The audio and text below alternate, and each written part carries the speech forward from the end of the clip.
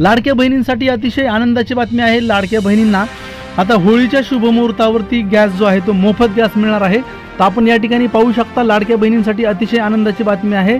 शासनाच्या वतीने मोठी घोषणा करण्यात आलेली आहे। लाडक्या बहिणींना आता हा जो गॅस आहे तो मोफत मिळणार आहे। तर याची जी यादी आहे ती शासनाच्या वतीने सादर केलेली आहे। कोणत्या लाडक्या बहिणींना याच्यामध्ये मोफत गॅस मिळणार आहे याबाबतची जी माहिती आहे आपण जाणून घेणार आहोत। त्यासाठी हा जो व्हिडिओ आहे आपल्यासाठी अतिशय महत्त्वाचा आहे।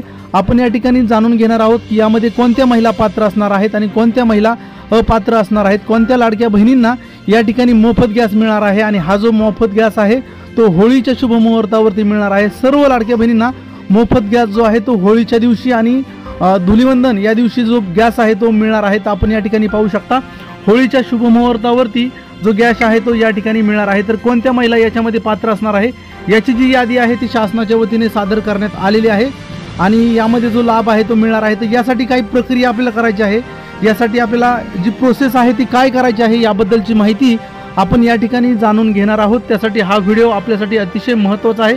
अगदी 2 मिनिटांमध्ये याची सविस्तर माहिती आपण जाणून घेणार आहोत। यासाठी आपल्याला गॅस जर मोफत हवा असेल तर काय प्रक्रिया करावी लागणार आहे याबाबतची सविस्तर माहिती आपण या ठिकाणी जाणून घेणार आहोत। तर आपण सर्वात महत्त्वाचं म्हणजे कोणत्या लाडक्या बहिणी याच्यामध्ये अपात्र असणार आहेत याची जी माहिती आहे आपण जाणून घेणार आहोत। म्हणजे कोणत्या लाडक्या बहिणी या गॅस योजनेपासून वंचित राहणार आहेत याची माहिती आपण सर्वप्रथम जाणून घेऊया। तर या ठिकाणी जर पाहिलं ज्या लाडक्या बहिणींना संजय गांधी निराधार योजनेअंतर्गत लाभ मिळालेला आहे त्या महिला याच्यामध्ये आता वंचित राहणार आहेत, त्यांना या योजनेचा लाभ मिळणार नाही।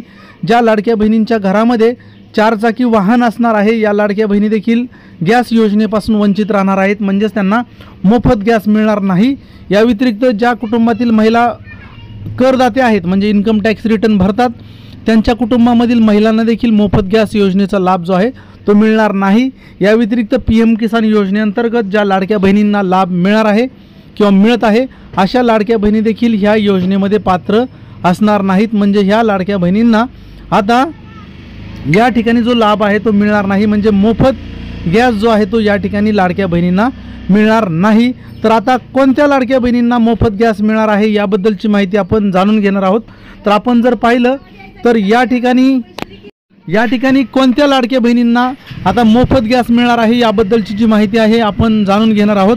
तर या ठिकाणी जर आपण पाहिलं तर उज्ज्वला गॅस कनेक्शन ज्या लाडक्या बहिणींच्या नावावर आहे, म्हणजे ज्या लाडक्या बहिणींच्या किंवा ज्या महिलांना उज्ज्वला गॅस कनेक्शन आहे अशा सर्व महिलांना या ठिकाणी या योजनेमध्ये सहभाग घेता येणार आहे, म्हणजे त्यांना मोफत जो गॅस आहे तो मिळणार आहे।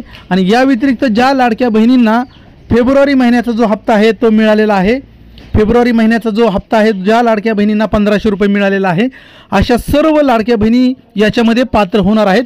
म्हणजे आता आपण जर गॅस खरेदी करायला गेला आणि जर गॅस घेतला तर आपल्याला जी रक्कम आहे ती एजन्सी धारकाला जमा करायची आहे, परंतु ही रक्कम भरल्याच्या नंतर अगदी 2 दिवसामध्ये आपल्या खात्यावरती जी रक्कम आहे, म्हणजे जर HP गॅस खरेदी केला तर 812 रुपये एवढी जी रक्कम आहे ती तात्काळमध्ये आपल्या खात्यावरती जमा केली जाणार आहे। आपण म्हणजेच पाहू शकता लाडक्या बहिणींना होळीच्या शुभमुहूर्तावरती ही जी रक्कम आहे ती त्यांच्या खात्यावरती जमा केली जाणार आहे। आपण गॅस खरेदी केला तर आपल्याला तात्काळमध्ये रक्कम